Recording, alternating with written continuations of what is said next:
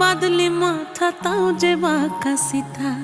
মেদিনীপুরে রায়না চিরন বাঁকুড়ার ওই ফিতা, আর যতন করে বাঁধলি মাথা তাও যে বাঁকা সিথা। পেছ পায়